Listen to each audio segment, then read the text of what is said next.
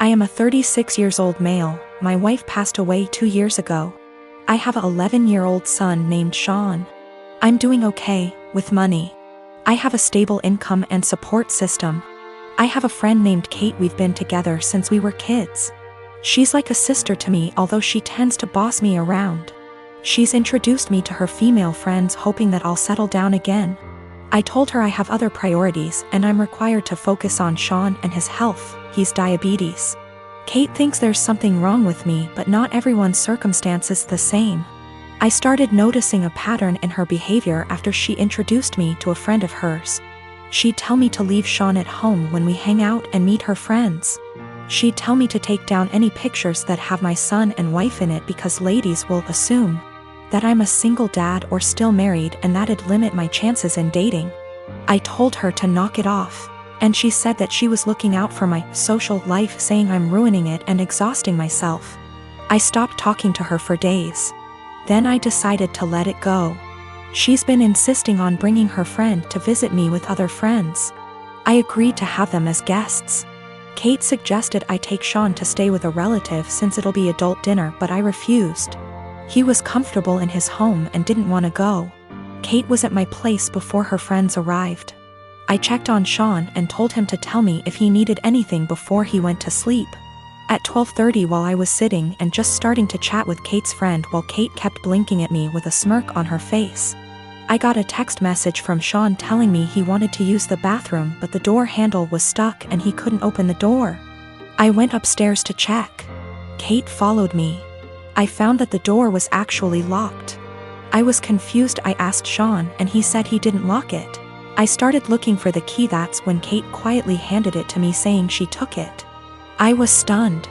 I opened the door for Sean, then I asked her why she locked the door. She said that lied to her friend about me not having kids and didn't want her to see Sean.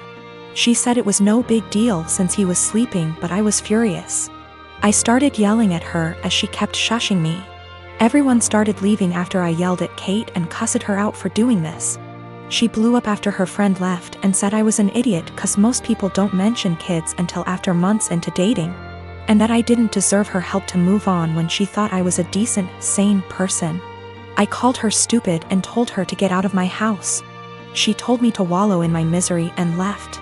Then her friends kept blaming me for making a scene and treating Kate like that, especially since she cooked dinner and helped a lot.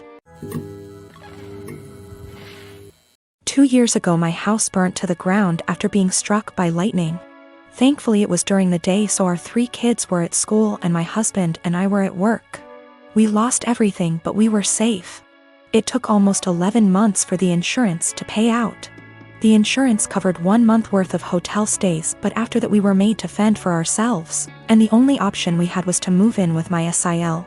She tells us we can have her spare room and her office space. Since she used neither of the rooms, and her stipulations was we needed to purchase all of our own food and pay her $100 a week. By week 3 all of that changed. She then decides we need to pay her $250 a week and we can only use 1 room. So all 5 of us were crammed into the smallest room she had, which was the size of a glorified closet space and didn't even fit a twin bed and a small dresser. So we lived out of trash bags and slept on the floor for close to $1,000 a month some months, and still had to purchase all of our own food, despite her claiming my children on her food stamps. She also had no bills outside of her land tax, $450 a year, electric and heating oil, which she hardly ever filled. So we were essentially paying her so she could do leisure activities. It was the worst 8 months of my life. 3 months ago my grandmother decided that she wanted to go to assisted living after a fall and transferred the deed of her house to me, and basically said it was mine now. It is a 5-bedroom farmhouse. My boys insist on sharing a room, so we have 2 extra bedrooms. Well, my sister-in-law lost her house last month due to not paying her land tax for several years and asked if her and her stepdaughter could stay with us until they get enough money to move down south. I said sure, 1 bedroom, $800 a month, and you have to buy and cook all your food separately because my daughter is vegan. She looked at me like I had 10 heads and said that she and her stepdaughter should not be made to share a room when there are 2 extra rooms, and stated she cannot afford a rent of $800 while purchasing all of her own food on top of it. I said, Neither could we, but we managed to cram 5 people into a glorified closet space while you were getting $1,000 and food stamps. Take it or leave it. She decided to leave. Boyfriend and I had been together for 6 years, work our day jobs together, and also run a side business together. He's my best friend, and despite managing to get past and through a lot together, he hasn't proposed. His family is starting to pressure us to get married, but he said he hasn't decided yet. He has said that he wants to get married and have a ton of kids, so what he means is, he hasn't decided if he wants to marry me. My ego is a little hurt. What else does he need to know that he hasn't already learned in almost 7 years?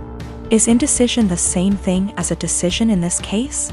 We both started therapy separately very recently to work through some trauma and cope with anxiety.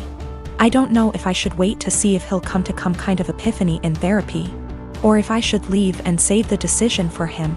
I love him a lot, and for a long time I saw a future with him. But recently I'm starting to accept signs that he just doesn't love me as much as I love him. How do I know if he loves me or if he just doesn't want to be alone? We don't live together. We won't live together until we are married. He has stayed over for extended periods of time, so we're mostly familiar with each other's habits. We are from different cultures, but I still come from a traditional family, so we have a lot of the same values. I just consider myself to be more independent. I am very uncomfortable with the idea of an ultimatum. I don't like the idea of forcing someone to make a decision out of fear or because they're backed into a corner. My communication skills are something that I'm pretty proud of, to be honest, but it's something that he struggles with. And that's one thing he wants to work on in therapy. I'm working on not projecting my fears of insecurity onto our relationship, even when he isn't communicating properly. He picked me up and I told him that after the conversation with his family, I've been feeling really insecure in our relationship. And if he's unsure if he wants to marry me, I need to know what he's unsure about. I said if we want to have kids, I really can't wait forever. He says that he is sure he wants to marry me, and he might have had a plan to propose. But when I came over, his family completely blindsided him, and now it's awkward, like they've spoiled it. I told him maybe he needs to think about if what we have is what he wants. I just feel it shouldn't be this complicated. Maybe I'm just jaded and bitter at this point and nothing will make me happy. I do believe him. He wouldn't drag me along just for the fun of it. I love him, and our lives are so wrapped up, it's very hard to leave, even if I wanted to. I just wish I could read his mind. I wanted to talk to my therapist before I made any decisions. We both had appointments the following day, and in my session she asked me if I thought I was ready for marriage. I said of course. I've known I wanted to marry him since I asked him to move out with me.